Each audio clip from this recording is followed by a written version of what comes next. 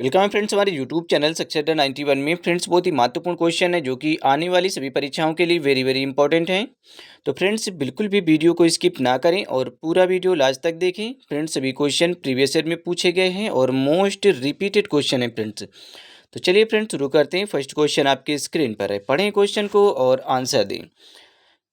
बताएं क्या होगा इसका राइट आंसर। फ्रेंड्स क्वेश्चन को आप अच्छे से पढ़ लें तभी आंसर दें, और जितना हो सके आप लोग ज़्यादा से ज़्यादा कमेंट बॉक्स में भी आंसर दें।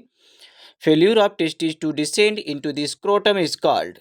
अंडकोश में वृषण के उतरने की जो विफलता है उसे क्या कहा जाता है friends. Failure of testis to descend into the scrotum is called. बताएं फ्रेंड्स क्या होगा इसका राइट आंसर। बहुत ही सिंपल क्वेश्चन है, पहले आप अच्छे से क्वेश्चन को पढ़ें फिर आंसर दें। और फ्रेंड्स आप लोग जितना हो सके रिवीजन करें, ठीक है। जितना आप रिवीजन करेंगे उतना ही आप परफेक्ट होंगे। तो देखिए यहाँ पे ऑप्शन सी आपका राइट होगा, क्रिप्टोकाइडिज्म, ठीक है, गुप्त वृषणता। यहाँ पे ऑप्शन सी आपका राइट होगा, क्रिप्टोकाइडिज्म।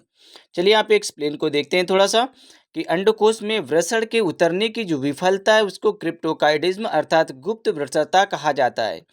यह पुरुष गुप्तांग का सबसे आम जन्म दोष है फ्रेंड्स, ठीक है। ये जन्म से ही दोष होता है, लेकिन हर किसी को नहीं होता है फ्रेंड्स। 100 में 2-3% लोगों को ऐसा होता है, हो सकता है 1 ही 2% लोगों को ऐसा हो, ठीक है। सभी को नहीं होता है, बट अगर होता है तो ये जन्म से ही होता है, जन्म दोष ही होता है। यह पुरुष गुप्तांग का सबसे आम जन्म दोष है जिसमें वृषण अंडकोश की थैली में नहीं उतर पाते और वक्षण नहर या सुरुड़ी गुहा में ही रह जाते हैं। इसकी समस्या उन लड़कों में अधिक होती है जिनका जन्म समय से पहले हो जाता है फ्रेंड्स, ठीक है। ये एक आम लक्षण भी हो सकता है फ्रेंड्स, ठीक है, कॉमन लक्षण है ये कि ये उन्हीं लड़कों में ज़्यादातर अधिकतर ये समस्याएं देखने को मिलती हैं जिनका जो समय है, जो जन्म है वो समय से पहले हो जाता है। तो चलिए फ्रेंड्स अगला क्वेश्चन है, लेकिन ऐसा सभी में नहीं होता है कि अगर जन्म से पहले हो गए तो सभी में ऐसा हो, कुछ लोगों में ऐसा होता है। क्वेश्चन को पढ़ें, क्वेश्चन नंबर 2 को, फिर आंसर दें। The portion of involve in penetrating the x membrane of sperm is. शुक्राणु का अंडे की झिल्ली में भेदन में सम्मिलित भाग कौन सा है। बताएं फ्रेंड्स, एलोसोम, टेल, ऑटोसोम या एक्रोसोम। गेस करें क्या होगा इसका right answer. The portion involve in penetrating the x membrane of sperm is. शुक्राणु का अंडे की झिल्ली के भेदन में सम्मिलित भाग कौन सा है फ्रेंड्स। और सभी देखिए सिंपल क्वेश्चन है, जितने भी हैं पूछे गए रिपीटेड क्वेश्चन है कई कई बार। और फ्रेंड्स आप लोगों से एक रिक्वेस्ट है कि कोई भी कैंडिडेट जो भी ऑनलाइन क्लास लेना चाहता है तो आप हमारे इस नंबर पर संपर्क कर सकते हैं। हमारा नंबर है 7985473042, ठीक है। आप इस नंबर पर संपर्क कर सकते हैं, ठीक है। डायरेक्ट आप कॉल भी कर सकते हैं। अगर आप कॉल नहीं करना चाहते, डायरेक्ट व्हाट्सअप करना चाहते हैं, हमारे व्हाट्सअप ग्रुप से जुड़ना चाहते हैं तो हमारा व्हाट्सअप ग्रुप है 8009031680, ठीक है। आप इस नंबर पर डायरेक्ट व्हाट्सअप से कॉलिंग कर सकते हैं या फिर आप व्हाट्सअप में मैसेज कर सकते हैं, ठीक है। कोई भी क्वेश्चन हो आप पूछ सकते हैं बेहिचक, आपको एटवेंस रिप्लाई दिया जाएगा। जितनी जल्दी हो सकेगा आपको रिप्लाई दिया जाएगा। और फ्रेंड्स जो हमारी फीस है एएनएम के पूरे कंप्लीट कोर्स के लिए वो 2000 रुपये है। इसमें आपको पीडीएफ और लेक्चर भी उपलब्ध कराए जाएंगे, ठीक है। आपको इसमें 2000 रुपये में पूरा कंप्लीट कोर्स कराएंगे हम, और इसमें आपको जो भी क्लास होगी उसकी पीडीएफ दी जाएगी, ठीक है, और विद एक्सप्लेन के साथ दी जाएगी। तो चलिए फ्रेंड्स क्वेश्चन को पढ़ें और आंसर दें। The portion involve in penetrating the egg membrane of sperm is. शुक्राणु का अंडे की झिल्ली में भेदन में सम्मिलित भाग कौन सा है। तो देखिए फ्रेंड्स यहाँ पे ऑप्शन डी आपका राइट होगा, एक्रोसोम। अब यहाँ पे हम एक्सप्लेन को थोड़ा सा देखते हैं कि मानव का शुक्राणु अर्थात स्पर्म समान रूप से दीर्घित संरचना होती है जिसमें एक पूंछ निकली रहती है फ्रेंड्स, आपने देखा होगा, ठीक है। जो स्पर्म होता है, शुक्राणु होता है, उसका जो डायग्राम है आपने देखा होगा शायद, तो उसमें क्या होता है कि एक पूंछ निकली होती है, ठीक है। इस तरह की एक पूंछ निकली होती है, आपने देखा होगा अगर, ठीक है। इसी की सहायता से शुक्राणु गति करते हैं। जो आपकी जो टेल निकली होती है उसी की सहायता से क्या करते हैं, जो शुक्राणु होते हैं बहुत तेजी से गति करते हैं, ठीक है, यूट्रस की तरफ बहुत तेजी से बढ़ते हैं। मानव शुक्राणु के शीर्ष की आकृति चम्मच के समान होती है। जैसा कि मैंने अभी बताया, ठीक है, ये चम्मच के समान यूं होती है, ठीक है, ये चम्मच के समान होती है, ये यहाँ पे टेल होती है आपकी, ठीक है, चम्मच के समान होती है। शुक्राणु का संपूर्ण आनुवांशिक पदार्थ जो डीएनए है फ्रेंड्स, गुणसूत्रों के रूप में इसी भाग में रहता है। जो आपका ये चम्मच की तरह सिरा है जिसे हेड कहा जाता है फ्रेंड्स, ठीक है। इसके शीर्ष पर एक क्रोमोसोम पाया जाता है। इसके जो शीर्ष पर, यहाँ पे शीर्ष, जैसे मतलब फ्रेंड्स ये जो चम्मच के आकार के उन्होंने बताया, तो यहाँ पे क्या होता है फ्रेंड्स, एक क्रोमोसोम पाया जाता है, ठीक है, एक क्रोमोसोम पाया जाता है। और बाकी ये आपका जो पूंछ भाग है, टेल है, जो शुक्राणुओं को अंडे में प्रवेश करने को सरल बनाता है, ठीक है। जो एक क्रोमोसोम होता है, जो इस तरह की, बहुत ज़्यादा मैंने नुकीला बना दिया है, हालांकि फ्रेंड्स इस तरह से जो आपने देखा होगा चम्मच के जो आकार होते हैं इस तरह से, ठीक है, ये इस तरह से होता है, ठीक है। तो ये क्या करता है, अंदर यूट्रस में घुसने को या जाने को भेजने में आसान बना देता है, ये सरल बना देता है। एक क्रोमोसोम एक कैप के आकार का होता है, जिससे मैंने अभी दिखाया कि जो एक क्रोमोसोम होता है वो एक कैप के आकार का होता है, जिसमें कि हाइलोरोनिडेज एंजाइम उपस्थित होता है। कौन सा एंजाइम उपस्थित होता है, हाइलोरोनिडेज। ये फ्रेंड्स एंजाइम उपस्थित होता है एक क्रोमोसोम में। एक क्रोमोसोम की उत्पत्ति शुक्राणु जनन की प्रक्रिया के दौरान होती है। इसकी उत्पत्ति कब होती है फ्रेंड्स, तो शुक्राणु जनन की जब प्रक्रिया होती है उसी दौरान होती है। यह शुक्राणु को अंडाणु में प्रवेश करने की अनुमति देता है। ये शुक्राणु को अंडाणु में प्रवेश करने की क्या करता है, अनुमति देता है। तो चलिए फ्रेंड्स अगला क्वेश्चन है क्वेश्चन नंबर 3। पढ़े क्वेश्चन नंबर 3 को और आंसर दें। देखिए बहुत ही सिंपल क्वेश्चन है फ्रेंड्स और सभी पूछे गए रिपीटेड क्वेश्चन है। तो पढ़े क्वेश्चन को। द बैग और reservoir for keeping food is called. भोजन रखने का आगार या थैला क्या कहलाता है फ्रेंड, जिसमें फ्रेंड्स भोजन रखा जाता है या जिसमें रिजर्व होता है, जिसे रिजर्वयर कहा जाता है, उसे फ्रेंड्स वो जो थैला होता है उसे कहा क्या जाता है, उस जगह को क्या कहा जाता है। जो ये बैग होता है, reservoir for keeping food is called, ठीक है, कीपिंग फूड, जहाँ पे हम भोजन रखते हैं उसे क्या कहा जाता है। सभी को पता है फ्रेंड्स कि स्टमक कहा जाता है, इसे उदर कहा जाता है, ठीक है। यहाँ पे ऑप्शन बी आपका राइट होगा, स्टमक। बहुत से लोग हैं जिन्हें नहीं पता होता है फ्रेंड्स, ठीक है, तो जल्दबाजी में क्वेश्चन को गलत ना करें। आप अच्छे से समझ लें, पढ़ लें, सोच लें, तभी क्वेश्चन का आंसर दें। चलिए यहाँ पे एक्सप्लेन को देखते हैं कि भोजन रखने का आगार, ठीक है, अर्थात थैला, रिजर्वायर, जहाँ पे कोई चीज़ रिजर्व करके रख दी जाती है, ठीक है, यह थैला स्टमक कहलाता है, अर्थात फ्रेंड्स उदर कहलाता है, ठीक है। इसी स्टमक को उदर भी कहा जाता है। आप लोग आम भाषा में लोग पेट भी कहते हैं, ठीक है, तो वही पेट है स्टमक, ठीक है। स्टमक उदर गुहा अर्थात एब्डोमिनल कैविटी में बाईं ओर स्थित होता है। ये कहाँ पर स्थित होता है, स्टमक उदर गुहा में बाईं ओर, ठीक है। एब्डोमिनल जो कैविटी है, इसे जो उदर गुहा है, उदर गुहा को ही फ्रेंड्स एब्डोमिनल कैविटी कहा जाता है। ये इंग्लिश में से उदर गुहा को एब्डोमिनल कैविटी के नाम से हम जानते हैं, ठीक है। इसमें बाईं ओर स्थित होता है। यह द्विपालिका थैली अर्थात बिलोब्ड सैक या द्विपालिका थैली जैसी संरचना होती है। इसकी लंबाई लगभग 30 सेंटीमीटर होती है फ्रेंड्स। कभी कभी पूछ लिया जाता है फ्रेंड्स, ठीक है, जो आपका जो स्टमक है इसकी लंबाई कितनी होती है, तो इसकी लंबाई 30 सेंटीमीटर लगभग में होती है। एग्जैक्ट नहीं बताया गया, यहाँ पे लगभग में कहा गया कि लगभग 30 सेंटीमीटर होती है। आमाशय अर्थात स्टमक का जो अग्रभाग कॉर्डियक एक पिछला भाग पाइलोरिक कहलाता है। जो आगे का भाग है स्टमक का उसे कार्डियक कहा जाता है और जो पिछला भाग है उसे पाइलोरिक कहा जाता है। ये कभी कभी क्वेश्चन पूछे जाते हैं कि जो स्टमक का जो आपका उदर गुहा है, जिसे आप यहाँ पे भोजन रखने का आगार कहते हैं फ्रेंड्स, ठीक है, रिजर्वायर जो होता है, इसे इसकी जो लंबाई होती है आपने देखा कि लगभग 30 सेंटीमीटर होती है लगभग में। और ये फ्रेंड्स क्या है, इसका जो पहला भाग होता है, आगे का भाग होता है, अग्र भाग, उसे कार्डियक कहा जाता है और जो पीछे का भाग होता है इसे पाइलोरिक कहा जाता है। क्वेश्चन पूछ लिए जाते हैं फ्रेंड्स, और ये संरचना कैसी होती है? तो द्विपालिका थैली जैसी संरचना होती है। ठीक है, ये भी क्वेश्चन पूछे जाते हैं, तो आपको याद रखना है फ्रेंड्स। ठीक है, कॉर्डियक तथा पाइलोरिक के बीच का भाग फुंडिक कहलाता है। अब ये भी एक क्वेश्चन बन जाता है कि कॉर्डियक तथा पाइलोरिक के बीच का जो भाग है उसे क्या कहा जाता है? तो इसे फंडिक कहा जाता है। ठीक है, तो ये क्वेश्चन फ्रेंड्स बहुत ही अच्छे क्वेश्चन है, इसलिए हम कहते हैं सभी से कि आप लोग जितना हो सके ज़्यादा से ज़्यादा फ्रेंड्स एक्सप्लेन को पढ़ा करें। जैसे कभी कभी ऐसा होता है कि क्वेश्चन नहीं समझ में आता है, तो एक्सप्लेन पढ़ने से समझ में आता है।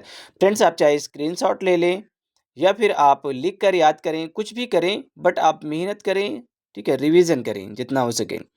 और मैंने फ्रेंड्स हाँ, जितने भी वीडियो सभी वीडियो में मैंने कहा है कि कोई भी कैंडिडेट है जो ऑनलाइन क्लास लेना चाहता है, ठीक है, हम इसे बीच बीच में रिक्वेस्ट करते रहते हैं कि अगर ऑनलाइन क्लास लेना चाहते हैं, क्योंकि आपको इतने से ही तो आपका सिलेक्शन नहीं होने वाला है। ठीक है, तो जो ऑनलाइन क्लास चलती है हमारी, उसकी जो फ्रेंड्स उसका नंबर है, आप जो भी संपर्क करना चाहता है तो आप हमारे इस नंबर पर संपर्क कर सकते हैं। हमारे ऑनलाइन क्लास अगर लेना चाहता है कैंडिडेट तो। ठीक है, और ऑनलाइन क्लास की जो फीस है वो मैंने आपको बता दिया है कि 2,000 रुपये पूरी कंप्लीट कोर्स के लिए, और विद एक्सप्लेन के साथ में पढ़ाया जाता है फ्रेंड। जिस तरह आप पढ़ रहे हैं इसी तरह पढ़ाया जाता है, और बट उसमें क्वेश्चन बहुत ज़्यादा होते हैं। वो क्लास भी 1 घंटे 1.5 घंटे की क्लासें होती हैं। ठीक है, जैसा टॉपिक होता है वैसे क्लासें होती हैं। और हमारा व्हाट्सएप ग्रुप नंबर है 8009031680। ठीक है, आप इस नंबर पर भी हमसे संपर्क कर सकते हैं। ठीक है, व्हाट्सएप के जरिए। ये हमारा केवल व्हाट्सएप नंबर है, और जो मैंने पहले बताया ये नंबर हमारा, ठीक है, ये नंबर जो है ये हमारा नंबर है। आप डायरेक्ट इसमें कॉल भी कर सकते हैं, कॉल करके आप हमसे संपर्क कर सकते हैं फ्रेंड्स। ठीक है, और आपको सभी जो वीडियो लेक्चर और आपको पीडीएफ वगैरह सभी प्रोवाइड की जाएंगी। ठीक है, बाकी जानकारी आप हमसे फ़ोन के ज़रिए भी ले सकते हैं और व्हाट्सएप के ज़रिए भी ले सकते हैं। तो चलिए फ्रेंड्स, नेक्स्ट क्वेश्चन है, पढ़ें क्वेश्चन को और आंसर दें। Which of the following condition is most closely associated with weight gain, nausea and decrease in urine output? Question को पढ़ें अच्छे से तभी आंसर दें। ठीक है, ऐसा ना हो मतलब आप लोग सोच रहे हो कि सर इस तरह इतने टफ क्वेश्चन नहीं पूछे जाते। ठीक है, ये सभी पूछे गए क्वेश्चन हैं। ऐसा नहीं है कि क्वेश्चन ना पूछे गए हो, ये सभी पूछे गए ही क्वेश्चन हम पढ़ा रहे हैं। जितने भी क्वेश्चन पूछे गए वही क्वेश्चन बार बार रिपीट होते हैं, रोज नया क्वेश्चन नहीं बनता है। ठीक है, ये करंट नहीं है कि रोज नया क्वेश्चन बने, वही क्वेश्चन रिपीट होते रहते हैं बार बार। तो इस वजह से हम कहते हैं जितना हो सके आप लोग रिवीजन करें। जब रिवीजन करेंगे तो 100 में 100% आपकी तैयारी बेहतर होगी। पढ़ें क्वेश्चन को। Which of the following condition is most closely associated with weight gain, nausea and a decrease in urine output? निम्नलिखित में से कौन सी अवस्था में शरीर का वजन बढ़ने, उल्टी आने तथा पेशाब की मात्रा में कमी जैसे लक्षणों से गहरा संबंध है? फ्रेंड्स बताएं क्या होगा इसका राइट आंसर। आप अच्छे से पढ़ लें फिर आंसर दें, सिंपल क्वेश्चन है सभी। ठीक है, क्वेश्चन को आप पढ़ें फिर आंसर दें फ्रेंड्स। देखिए फ्रेंड्स, यहाँ पे ऑप्शन डी आपका राइट होगा, राइट साइडेड हार्ट फेलियर, दाएं भाग का हृदयघात। ऑप्शन डी यहाँ पे आपका राइट होगा, राइट साइडेड हार्ट फेलियर। चलिए अब एक्सप्लेन को देखते हैं यहाँ पे हम, कि जब हृदय का दायां भाग रक्त को पंप करने में असमर्थ हो जाता है, जब जो हृदय आपका दिल है उसका जो दायां भाग है फ्रेंड्स वो रक्त को पंप नहीं कर पाता है। ठीक है, असमर्थ हो जाता है। ठीक है, अपनी सारी समर्थता क्या करता है, खो देता है। ठीक है, इसमें क्षमता नहीं रह जाती कि ये ब्लड को पंप कर सके। ठीक है, पंपिंग कर सके, तो इसे दाएं भाग का हृदयघात कहा जाता है। क्या कहा जाता है फ्रेंड्स, इसे दाएं भाग का हृदयघात कहा जाता है। यह हृदयाघात 20 में से एक व्यक्ति को होता है। ठीक है, ये क्या है फ्रेंड्स, ये हृदयघात क्या होता है, 20 में से एक व्यक्ति को होता है। इस हृदयघात के सामान्य लक्षणों में शरीर का वजन बढ़ना, उल्टी आना, पेशाब की मात्रा में कमी आना, श्वसन दर में कमी आना, कमजोरी आदि भी शामिल होती हैं। ठीक है, ये सारे जो लक्षण हैं सारे शामिल होते हैं। चलिए अब अगला क्वेश्चन है क्वेश्चन नंबर 5। पढ़ें क्वेश्चन नंबर 5 को और आंसर दें। सभी सिंपल क्वेश्चन है और पूछे गए रिपीटेड क्वेश्चन है। पढ़ें क्वेश्चन को। The route of administration of BCG vaccine, BCG टीका के प्रशासन का जो मार्ग है वो क्या है, ये किस मार्ग से लगाया जाता है फ्रेंड्स, बताएं। The route of administration of BCG vaccine is, जो बीसीजी का टीका लगाने का जो मार्ग है वो आपको बताना है। देखिए फ्रेंड्स, यहाँ पे बहुत ही सिंपल सिंपल क्वेश्चन है, ये सभी रिपीटेड हैं। यहाँ पे देखिए ऑप्शन बी आपका राइट होगा, इंट्राडर्मल। ठीक है, एक्सप्लेन को देख लिए फ्रेंड्स कि बीसीजी के टीके को इंजेक्शन के माध्यम से त्वचा के अंतर त्वची भाग में लगाया जाता है, अर्थात इंसर्ट किया जाता है। पोलियो के टीके को 2 बूंद ड्रॉपलेट के रूप में या फिर ड्रॉप पेट के रूप में मौखिक रूप से दिया जाता है फ्रेंड्स। जो पोलियो का टीका है फ्रेंड्स, पोलियो के टीके को 2 बूंद, ठीक है, ड्रॉप पेट के रूप में मौखिक रूप से अर्थात ओरल दिया जाता है, मुंह के द्वारा दिया जाता है। चलिए अगला क्वेश्चन है क्वेश्चन नंबर 6। पढ़िए क्वेश्चन नंबर 6 को और आंसर दें। देखिए सभी सिंपल क्वेश्चन है, आप इसे पढ़ लें अच्छे से फिर आंसर दें। The diseases that are spread through unsafe water are all of the following except, असुरक्षित जल से फैलने वाली बीमारियां निम्न में सभी हैं सिवाय एक को छोड़कर जितनी भी सभी असुरक्षित जो जल होता है, अर्थात गंदा जल होता है, दूषित जल होता है, ठीक है, कंटामिनेटेड वाटर जो होता है, उससे फैलने वाली सभी बीमारियां हैं, लेकिन एक बीमारी है जो जल से नहीं फैलती है, तो वो आपको बताना है फ्रेंड्स। बहुत ही देखिए सिंपल है, अगर आप पढ़े होंगे, थोड़ा सा भी आप दिमाग लगाएंगे तो आसानी से आंसर दे सकेंगे। देखिए फ्रेंड्स, जो ये हैजा है, कॉलरा है, ये कंटामिनेटेड वाटर से फैलता है, दूषित जल से फैलता है। जो डिसेंट्री है, ये पेचिस है, ये भी आपकी दूषित जल से फैलती है। टाइफाइड जो फीवर है, ये भी आपका दूषित जल या मतलब गंदा संदा भोजन करने से, ठीक है। लेकिन यहाँ पे जो स्मॉल पॉक्स है फ्रेंड्स, ये क्या है, ये कंटामिनेटेड वाटर से नहीं फैलती है। ऑप्शन डी यहाँ पे आपका राइट होगा। चलिए यहाँ पे एक्सप्लेन को देखते हैं फ्रेंड्स हम, कि हैजा, पेचिस, टाइफाइड, डायरिया आदि जो प्रदूषित जल होता है फ्रेंड्स, कंटामिनेटेड वाटर होता है, एवं जो भोजन से फैलने वाले संक्रामक रोग होते हैं, अगर दूषित भोजन या दूषित जल, ठीक है, इन सभी से फैलने वाली ये क्या होते हैं फ्रेंड्स, संक्रामक रोग होते हैं। जबकि चेचक व्यक्ति से व्यक्ति के सीधे संपर्क में आने से होता है। क्या होता है, जो चेचक है फ्रेंड्स, ये व्यक्ति से व्यक्ति के आने के सीधे संपर्क, जब कोई व्यक्ति जैसे 2 पर्सन है, अगर एक पर्सन को चेचक हुआ है और दूसरे पर्सन को चेचक नहीं है, बट वो एक दूसरे के फेस टू फेस बातचीत करते हैं, तो क्या होता है कि ये खांसने, छींकने, ठीक है, छाले के ड्रॉपलेट्स से भी फैलता है, ठीक है, खांसने से भी फैलता है, छींकने से फैलता है। जब बात आप करेंगे, आपके हवा के द्वारा जो बैक्टीरिया वो आपके अंदर प्रवेश करेंगे, ठीक है, तो इस तरह से क्या होता है, ये स्मॉल पॉक्स जो चेचक होता है ये फैलता है।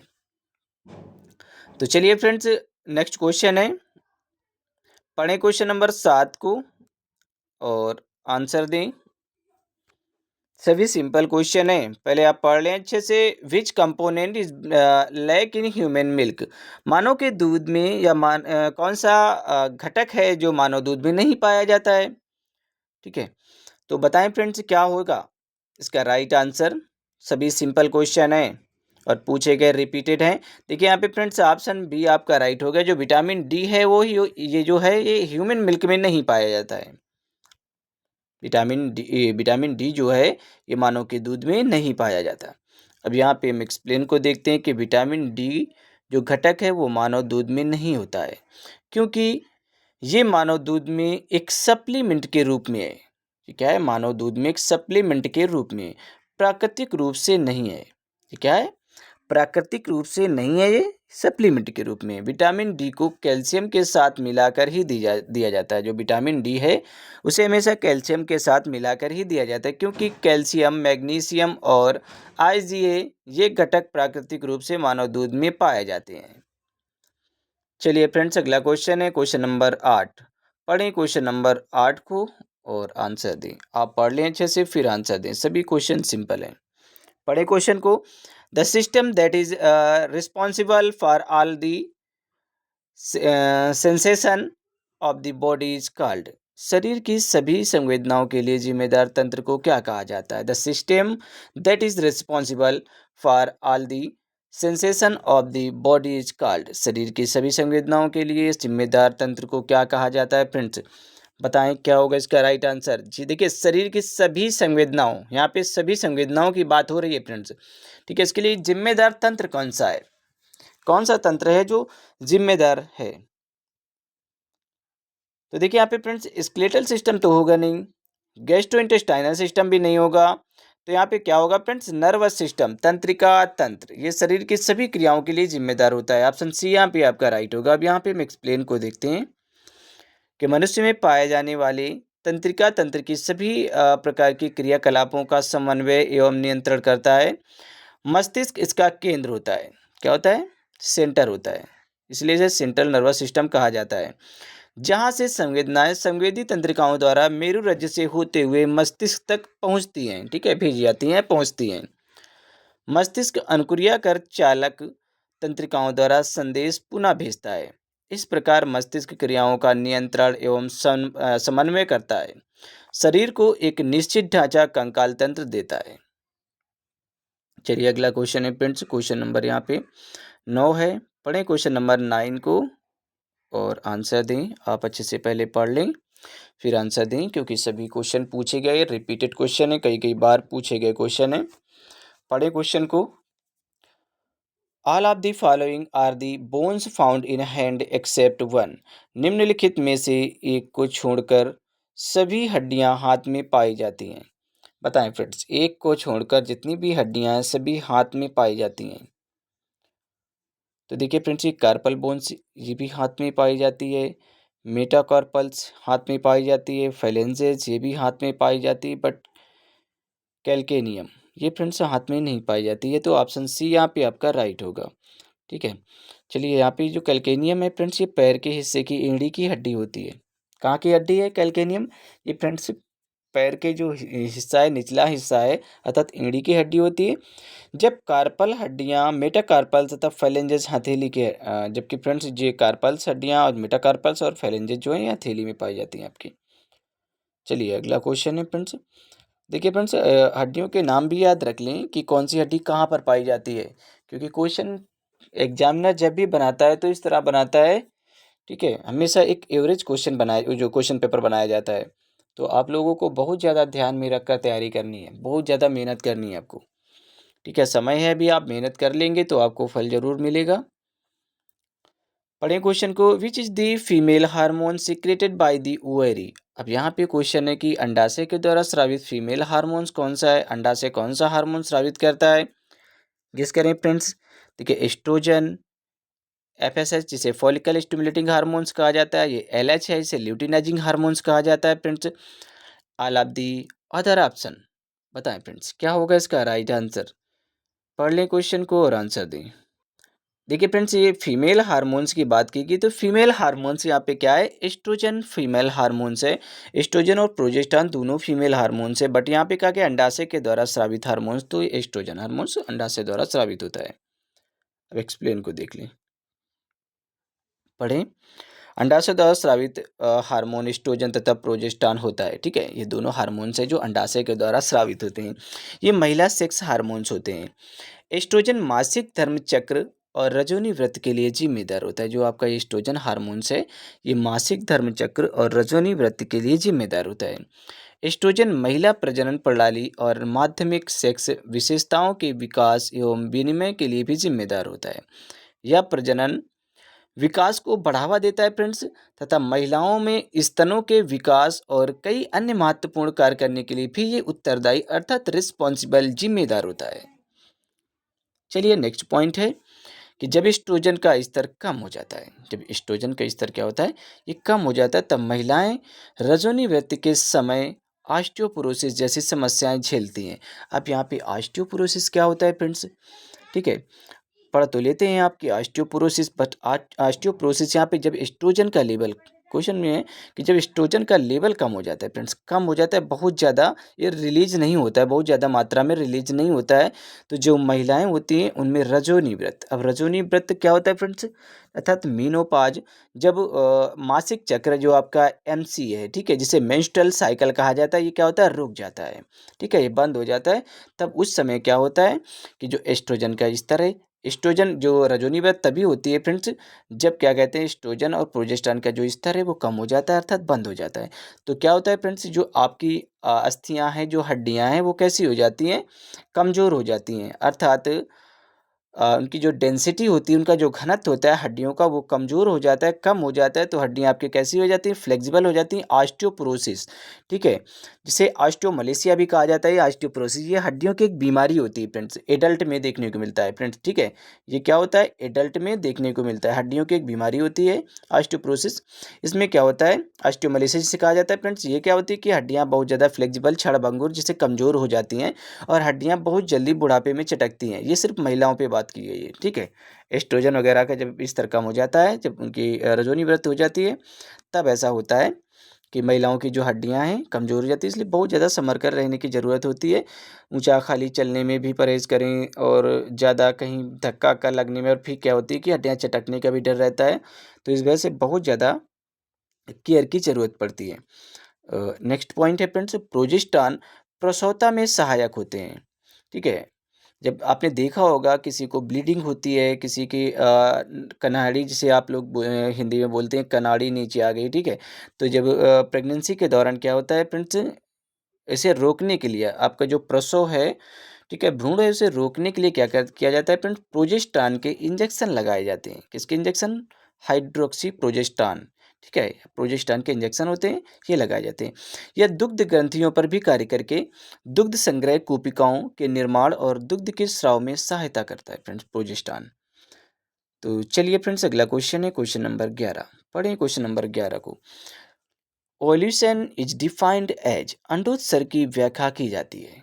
बताएं फ्रेंड्स, अंडोत्सर्ग की व्याख्या की जाती है, गेस करें क्या होगा इसका राइट आंसर। अंडोत्सर्ग की व्याख्या की जाती है। पढ़ें क्वेश्चन को। तो देखिए फ्रेंड्स, यहाँ पे क्या होगा, ऑप्शन यहाँ पे बी आपका राइट होगा। बहुत ही सिंपल सिंपल क्वेश्चन है। रैप्चर ऑफ ग्रेफियन फॉलिकल, ठीक है, ग्रेफियन पुटिका का फटना, ठीक क्या होता है, ओल्यूशन। कहा गया कि वो अंडोत्सर्ग की जो व्याख्या वो कैसे की जाती है, तो rupture of Graafian follicle, Graafian पुटिका का जो फटना, ठीक है। अब यहाँ पे एक्सप्लेन को देख लेते हैं थोड़ा सा हम, कि मादा जनन अंग, ठीक है, अंडाशय के अंदर स्ट्रोमा नामक तंतुमय संयोजी ऊतक पाए जाते हैं। ये किसके अंदर पाए जाते हैं, अंडाशय के अंदर, ठीक है, स्ट्रोमा नामक तंतुमय ये जो संयोजी ऊतक अर्थात टिश्यू पाए जाते हैं, तथा इन स्ट्रोमा के वल्की भाग में अंडाशयी पुटिका, ग्रेफियन पुटिकाएं बिखरी रहती हैं। ये पुटिकाएं जनन एपिथेलियम कोशिकाओं के गुच्छे के रूप में स्ट्रोमा में धंसने से बनती हैं, तथा बाद में ये पुटिकाएं अंडाशय की सतह पर फट जाती हैं, ठीक है, जिससे अंडाणु उदर गुहा से मुक्त होकर अंत में मुखिका अर्थात ओस्टियम द्वारा अंडवाहिनी में पहुंच जाते हैं, तथा यह संपूर्ण प्रक्रिया अंडोत्सर्ग अर्थात ओल्यूशन कहलाती है, ठीक है। तो चलिए फ्रेंड्स, अगला क्वेश्चन है क्वेश्चन नंबर 12। पढ़िए क्वेश्चन नंबर 12 को और आंसर दें। बहुत ही सिंपल क्वेश्चन है, देखिए आप लोग देखकर तुरंत आंसर दे सकते हैं। The largest organ of our body is, हमारे शरीर का सबसे बड़ा भाग कौन सा है। तो देखिए बहुत ही सिंपल क्वेश्चन है, स्किन, ठीक है, ये हमारे शरीर का सबसे बड़ा अंग होता है। चलिए यहाँ पे एक्सप्लेन को हम देखते हैं कि त्वचा शरीर का बाह्य आवरण होता है। जो त्वचा है शरीर का कहाँ पे है, बाहरी आवरण होता है, बाह्य आवरण। यह शरीर का सबसे बड़ा अंग है, जो कई परतों द्वारा निर्धारित होता है या निर्मित होता है। यह अंतर्निहित मांसपेशियों, अस्थियों, अस्थिबंधों अस्थिबंधों और अन्य आंतरिक अंगों की रक्षा करता है फ्रेंड्स। ये जो हमारी स्किन है, मानव में त्वचा का वर्ण प्रजाति के अनुसार बदलता है, और त्वचा का प्रकार शुष्क से लेकर तैलीय भी हो सकता है। देखा होगा किसी किसी की जो त्वचा होती है, स्किन होती है, बिल्कुल रूखी होती है, किसी की तैलीय होती है, चिकनी, ठीक है, चिपचिपी होती है, जैसे बहुत ज़्यादा ऑयली होती है, ठीक है। चलिए फ्रेंड्स, अगला क्वेश्चन है क्वेश्चन नंबर 13। यहाँ पे 13 नंबर क्वेश्चन है, आप पढ़ें और आंसर दें। सिंपल क्वेश्चन है ये। How many pair of chromosomes are present in the human cell, मानव कोशिका में गुणसूत्र के कितने जोड़े होते हैं फ्रेंड्स। देखिए बहुत ही सिंपल क्वेश्चन है। तो यहाँ पे 23 जोड़े होते हैं, ऑप्शन बी यहाँ पे आपका राइट होगा। चलिए यहाँ पे एक्सप्लेन को देखते हैं कि मानव कोशिका में 23 जोड़े अर्थात 46 गुणसूत्र पाए जाते हैं, जिसमें से 22 जोड़े गुणसूत्र महिला एवं पुरुष दोनों में, और एक दूसरे से समान होते हैं। ये क्या होता है फ्रेंड्स कि मानव कोशिका में 23 जोड़े अर्थात 23 दूना 46 गुणसूत्र पाए जाते हैं टोटल, जिसमें से 22 जोड़े गुणसूत्र महिला एवं पुरुष दोनों में एक दूसरे से समान होते हैं। जो 22 जोड़े होते हैं गुणसूत्र, ये महिला और पुरुष दोनों में इक्वल होते हैं, समान होते हैं, जिसे समजात गुणसूत्र अर्थात ऑटोसोम्स कहा जाता है। ठीक है, देखिए फ्रेंड्स समझ लें क्वेश्चन को बहुत अच्छे से, इसी वजह से हम कहते हैं आप लोग एक्सप्लेन को पढ़ा करें। ठीक है, तथा 23वां जोड़ा जो गुणसूत्र है वो महिला एवं पुरुष दोनों में एक दूसरे से भिन्न होता है।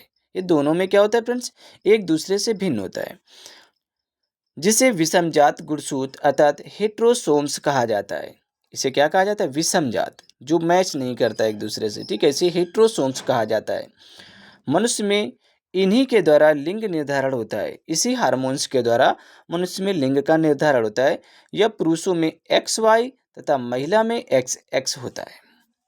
ठीक है, चलिए फ्रेंड्स ये लास्ट क्वेश्चन है हमारा 14 नंबर, आप इसे पढ़ लें। 14 नंबर हमारा लास्ट क्वेश्चन है, आप इसे अच्छे से पढ़ लें फिर आंसर दें। सभी क्वेश्चन सिंपल हैं। और फ्रेंड्स मैंने बताया है कि कोई भी कैंडिडेट जो भी ऑनलाइन क्लास लेना चाहता है वो हमारे नंबर पर संपर्क कर सकते हैं। हमारा नंबर है 7985473042। ठीक है, आप इस नंबर पर हमसे संपर्क कर सकते हैं।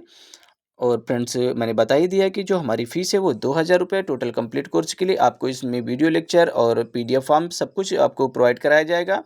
ठीक है, और आपका जो ये कोर्स है 3 से 4 महीने में कंप्लीट हो जाएगा। ठीक है, अगर एग्ज़ाम डेट जल्दी आती है तो और भी जल्दी आपका कोर्स कंप्लीट कराया जाएगा।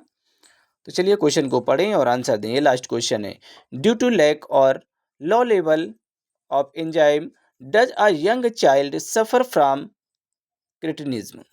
एंजाइम की कमी या उसका स्तर कम होने के कारण एक बच्चे को बौनापन हो जाता है।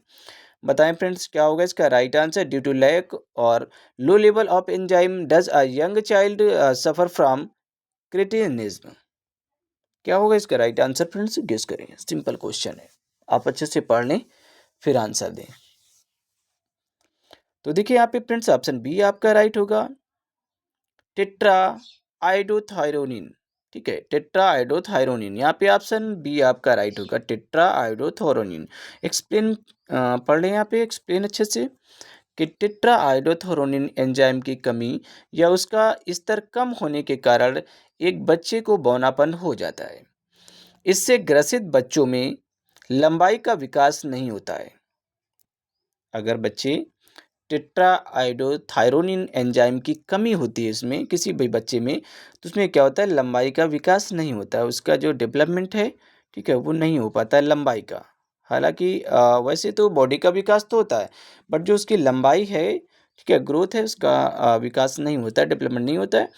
होंठ मोटे होते हैं, हाथ पैर की अंगुलियों में सूजन बनी रहती है, बुद्धि का विकास भी पूर्ण रूप से नहीं हो पाता। ये सारी कमियां होती हैं अगर फ्रेंड्स टेट्रा आइडोथायरोनिन एंजाइम की कमी होती है अगर शरीर में, तो ऐसी दिक्कतें देखने को मिलती हैं। ठीक है, ये सभी समस्याएं होती हैं। तो फ्रेंड्स ये हमारा लास्ट क्वेश्चन है। अगर फ्रेंड्स कोई भी क्वेश्चन आपको ना समझ में आए या फिर कोई भी दिक्कत आपको हो, अदर कोई क्वेरी करना चाहते हो, तो आप हमारे व्हाट्सएप ग्रुप नंबर पर कर सकते हैं। हमारा व्हाट्सएप ग्रुप नंबर है 8009031680। ठीक है, अगर क्लास लेना चाहते हैं तो आप हमारे नंबर पर संपर्क कर सकते हैं। ठीक है, हमारा जो ANM की पूरी कंप्लीट कोर्स की जो फीस है फ्रेंड्स वो हमारी ये 2000 रुपये है। ये पूरी कंप्लीट कोर्स की फीस हम बता रहे हैं आपको। ठीक है, अगर आपका एग्ज़ाम जल्दी भी होगा तब भी हम आपका पूरा कोर्स कंप्लीट करा देंगे। ठीक है, तो चलिए फ्रेंड्स मिलते हैं हम नेक्स्ट वीडियो में, तब तक के लिए bye bye and take care.